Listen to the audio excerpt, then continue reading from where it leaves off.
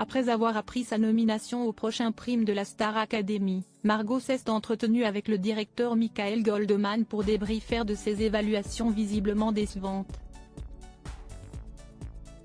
D'abord en colère, la jeune élève s'est vite fait recadrer. Les 13 nouveaux élèves de la Star Academy sont bel et bien lancés dans la compétition. Mardi 7 novembre avaient lieu leurs toutes premières évaluations, à l'issue desquelles 3 d'entre eux se sont retrouvés en danger. Ils devront se battre pour leur place samedi prochain lors du prime éliminatoire sur TF1. CST le directeur Michael Goldman qui a eu la lourde tâche d'annoncer les nommés de la semaine au château de Damary-les-Lys. Il s'agit de Louis, Djibril et Margot. Comme leurs camarades, ils avaient eu pour mission d'interpréter une chanson de leur choix et danser sur une autre mais n'ont malheureusement pas convaincu.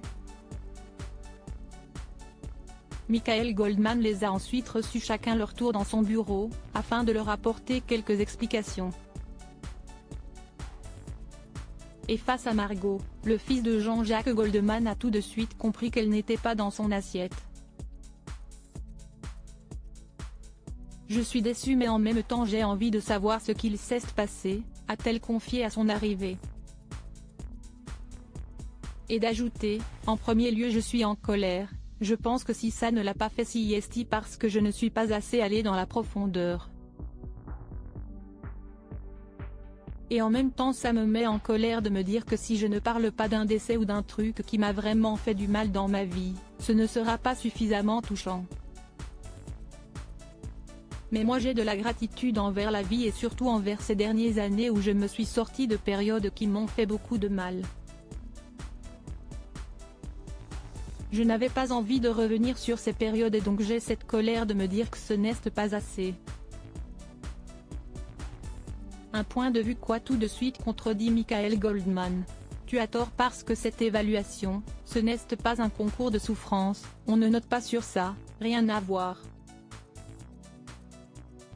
L'exercice était que vous transmettiez des émotions, et sur ce sujet-là, tu as été un peu en dessous des autres.